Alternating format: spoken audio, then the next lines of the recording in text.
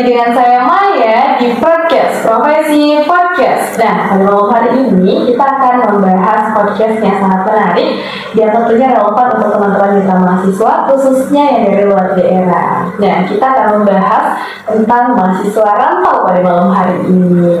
Tentunya untuk membahas podcast dengan tema tersebut, saya tidak sendiri, saya sudah ditemani dengan Fauzan. Ya, dia ini adalah pindahan dari Jawa Timur ya Fauzan? Iya Kak.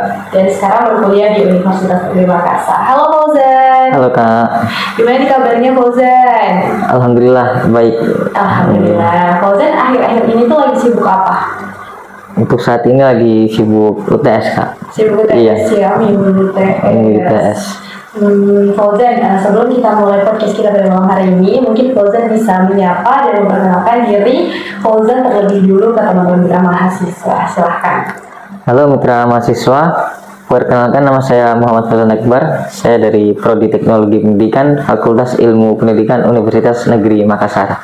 Nah, Fauzan sekarang semester berapa? Semester 1 Kak, saya maba. Oh gitu, angkatan 24 ya? Iya, angkatan 24. Oh iya, Fauzan mau diceritain nggak alasan kamu keluar dan pindah dari Jawa Timur ke Makassar? Kamu dari Jawa Timur kan tadi? Iya. Iya, dari Jawa Timur ke Makassar, apa tuh alasannya kalau diceritain? Alasannya yang pertama jelas untuk ngelanjutin pendidikan ya Kak.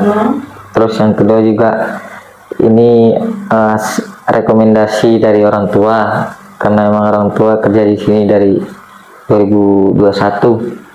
Jadi akhirnya dikenalin deh univ-univ di Sulawesi, salah satunya Universitas Negeri Makassar ini. Jadi salah satu alasan kamu ke Makassar itu adalah ikut orang tua ya? Iya Kak. Saya bilang kayak gitu. Iya. Oke. Nah, apa sih yang menjadi motivasi kamu untuk memilih kuliah di Makassar? Padahal kan di Jawa juga banyak univ kan? Jadi yang motivasinya ya itu tadi Kak, orang tua di sini kan. Iya. Terus juga menempuh pendidikan perguruan tinggi. Terus sebenarnya saya juga memilih Jawa Timur dalam opsi SNBT karena ada 4 pilihan itu. Dari 4 itu 3 itu saya pilih Jawa semua. Nah, ada satu pilihan yang saya pilih itu Universitas Negeri Makassar, jurusan Teknologi Pendidikan. Nah, tapi mungkin karena rezekinya di Makassar, ya akhirnya saya diterima. Ya awalnya apa ya Kak ya, setengah-setengah lah, antara senang sama kaget, kayak nggak nyangka gitu loh. Karena bukan pilihan pertama kan? Iya. Sebenarnya ini teknologi pendidikan itu pilihan pertama, cuman berharapnya itu keterimanya yang di Jawa. Iya. Kan itu ada 4 pilihan tuh. Iya. Dari semua itu apa? Jurusan apa? Teknologi pendidikan dan Teknologi Pendidikan. Setelah itu antropologi sosial, sama pilihan 3 dan 4-nya itu sama, manajemen bisnis. Manajemen bisnis. Itu manajemen bisnis kamu pilih di Jawa. Iya. Dan yang lulus apa tadi? Teknologi Pendidikan. Di Makassar. Iya. Jalan kamu Iya, di Kak. sini. Oh iya, waktu pertama kali kamu dari Makassar kan budaya di Makassar dengan di Jawa Timur tuh beda. Kamu ngalamin yang namanya culture shock nggak sih? Ngalamin sih Kak, kayak Apa aja tuh culture shocknya selama kamu di sini? yang pertama dari bahasa mungkin, terus cara bicaranya juga beda. Logatnya ya. Ya, kaget sih ya, soalnya tapi nggak terlalu kaget, soalnya dulu juga saya memang lahir di Jawa Timur. Cuma begitu saya lahir itu saya langsung pindah ke Bekasi, Jawa Barat. Jadi saya sempat sekitar kurang lebih ya 8 tahun lah saya tinggal di Bekasi, Jawa Barat. Habis itu saya pindah lagi ke Jawa Timur, ada kota namanya Mojokerto. Nah itu juga ngalamin perbedaan bahasa. Cuman untuk dari Jawa Timur ke Makassar juga ada kaget sedikit, mungkin kayak dari bahasa. cara bicaranya kayak orang sini tuh kalau saya lihat bicaranya cepat-cepat. Dan mereka tuh punya imbuhan khas. Iya, imbuhan khas. Ika, Jako. Iya. Itu yang buat kamu tahu kaget ya? Iya. Jadi kamu tuh sebenarnya dari dulu udah terbiasa untuk beradaptasi di lingkungan baru kan? Iya, Kak. Pindah-pindah ya? Iya, Kak. Kalau awal udah tahu nih awal mulanya kan kamu beda bahasa nih ya, kan kamu tadi kesulitan di perbedaan bahasa tuh. Awal mulanya kamu beradaptasi dengan bahasa Makassar tuh gimana? Awalnya itu saya minta bantuan sama orang lain. Orang lain, kayak teman gitu. Teman gitu, kayak contoh misalnya kalau di universitas terus kita lagi ada kelas, kan ada itu beberapa dosen yang menjelaskan pakai bahasa Indonesia.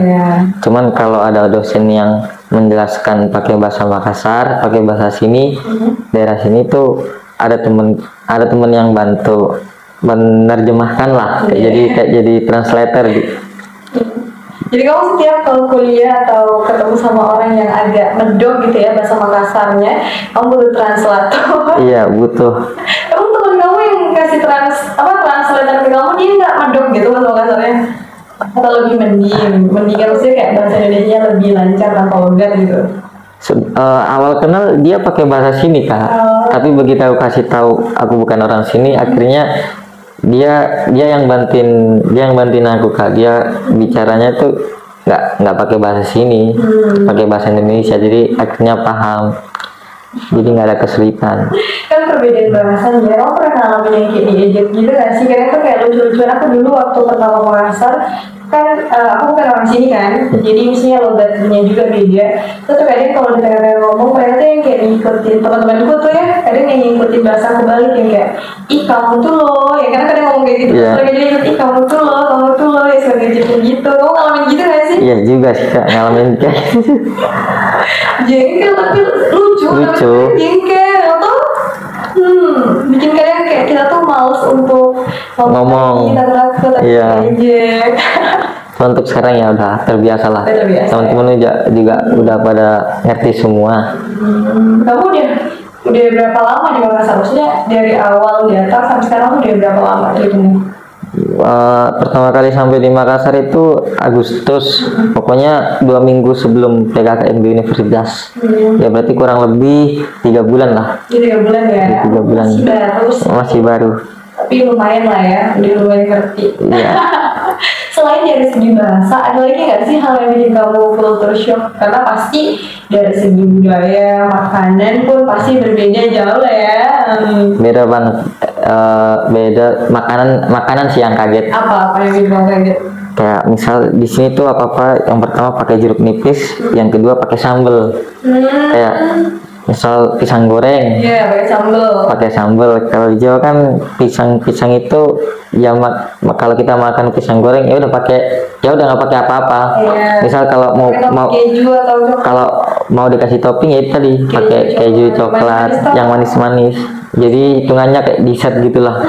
Berarti kamu udah cobain pisang empek dong? Udah. Pakai sambal. Udah. Kamu pernah dapat ada nggak sih? Aku dulu waktu pertama Makassar shocknya itu dapat nasi goreng pakai jeruk nipis. Ya. Kamu juga dapat? Dapat. Nasi goreng pakai jeruk nipis. Akhirnya. Maksudnya waktu pertama kali kamu dapat kayak, aduh ini pakai jeruk nasi goreng pakai jeruk nipis. Iya. Atau gimana pikiran kamu pada saat itu? Iya. Pas itu kaget, terus akhirnya disuruh cobain kan. Akhirnya cobain. Aku mikirnya udah cobain dulu barangkali cocok. Ternyata pas aku cobain nggak cocok. Akhirnya kalau beli nasi goreng ya jeruk nipisnya nggak dipakai. Kalau dari budaya ada nggak yang kayak bikin kamu kayak ini budayanya beda, atau kayak ternyata kayak gini nih gitu, ada nggak? Ada sih, kayak yang baru-baru ini kayak Maulid. Kenapa aku baru dari Maulid di sini dengan di tempat kamu?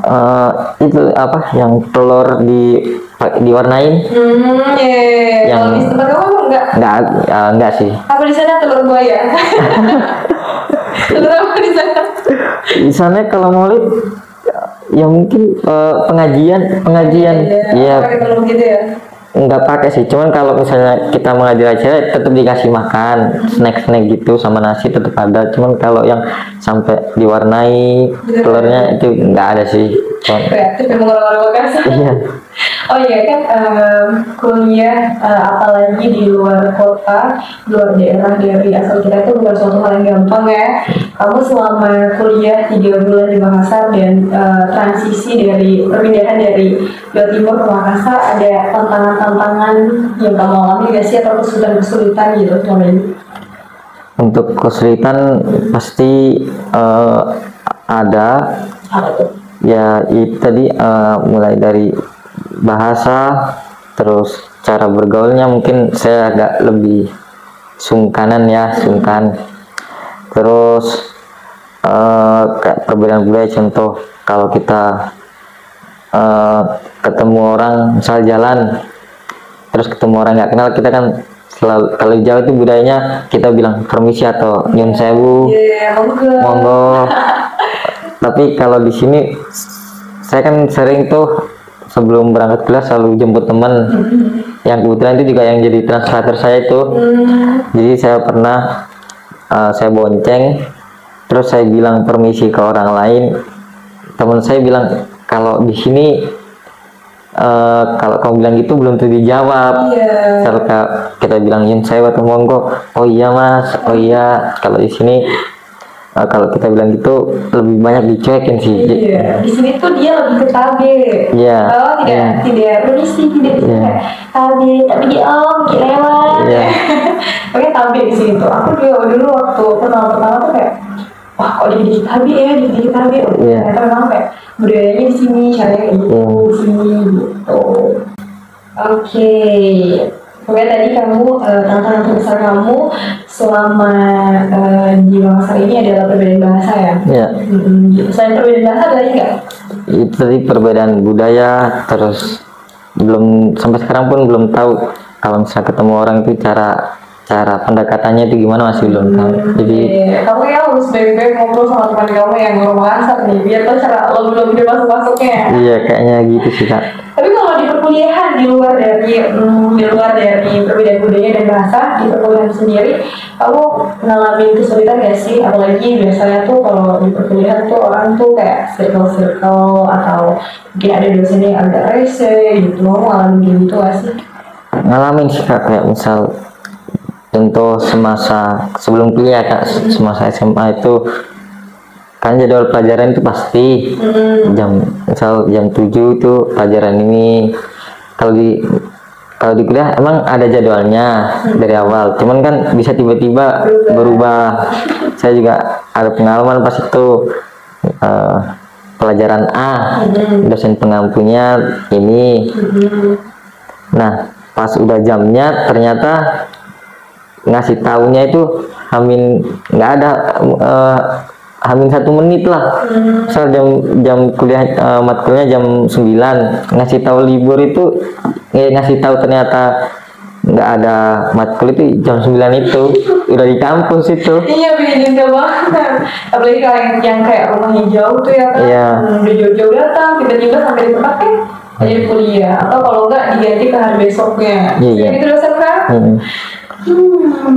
Kayak gitu kadang-kadang.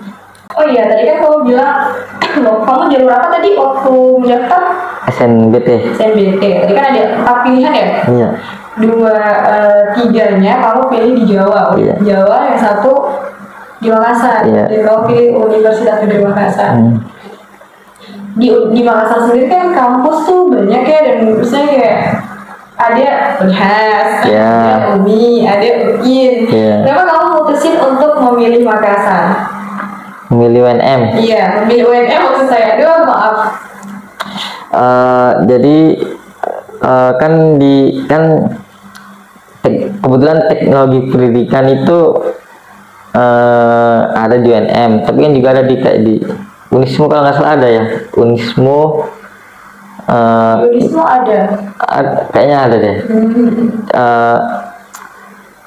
Yang saya pilih, kenapa saya pilih Universitas Negeri Makassar ya, kita kalau di Unhas itu soalnya nggak ada Kak.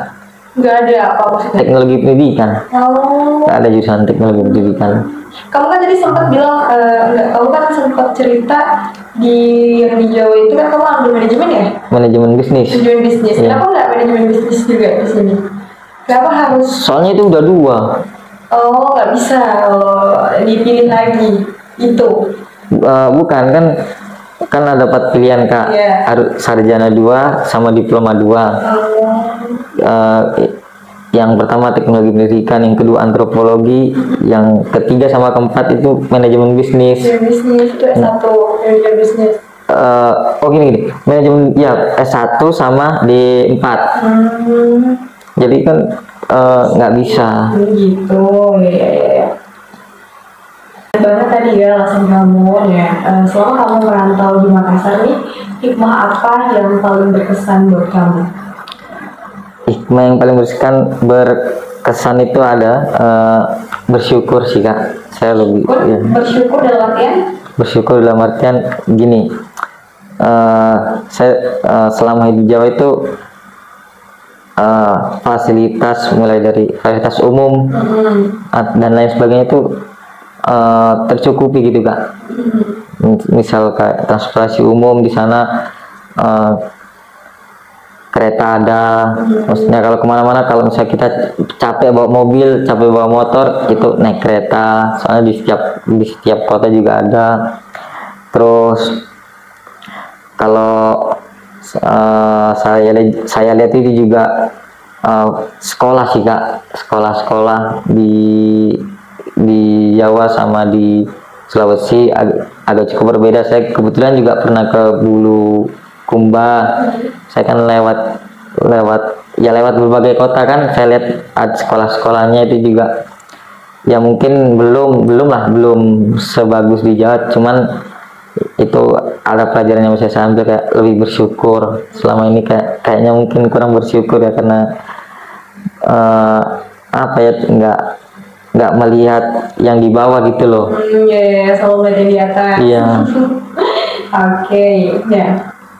Fauzan, mungkin ada teman-teman mahasiswa di luar sana banyak juga yang ingin berkuliah di luar daerah. Mungkin apalagi sekarang mau masuk pendaftaran, apalagi ke depan ini akan ada pendaftaran atau maba-maba baru yang mau mendaftar di luar daerah. Dan mungkin Fauzan bisa berbagi tips dan triknya buat teman-teman mahasiswa yang mau berkuliah di luar daerah. Bagaimana sih caranya untuk mudah beradaptasi dan berbaur di tempat baru? Untuk tips and triknya itu